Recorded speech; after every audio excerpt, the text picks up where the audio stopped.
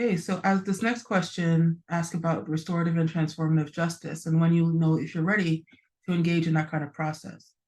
So as a mediator, particularly one that does work using restorative and transformative justice principles, I'm often approached by organizations to address conflicts that are happening on teams, often between the manager and reporting staff, or perhaps even within a board of directors. There are many mediation services that are prescriptive in how they work. They have one meeting with one side and then a meeting with another side. They might bring them together and then write some kind of report that outlines their conclusions or some things to do to move things forward.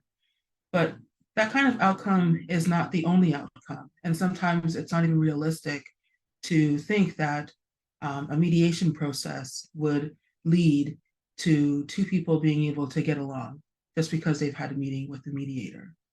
So when you're bringing people together who are in conflict, particularly if that conflict is entrenched and there's low trust, there are actually three primary outcomes that are common when we do mediations.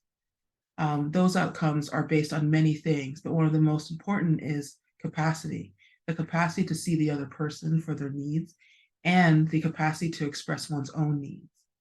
So the possible outcomes are that the two people or sides come together and, as the ideal outcome suggests, that they move forward in a way that works for both of them, in a way that's also sustainable for them.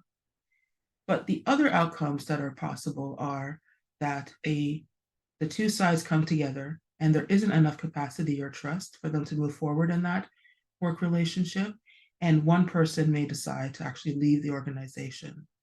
The third possible outcome is that the two sides come together and that there isn't enough capacity to build trust and have a working relationship, and the organization, out of its own sense of attending to its own needs, may decide to separate with one or both of the parties that are involved. It's important that when you're engaging in a transformative and restorative justice process, that you are open to and are aware of all of the potential outcomes so that you can have a sustainable way of being able to attend to conflict within an organization. Thank you.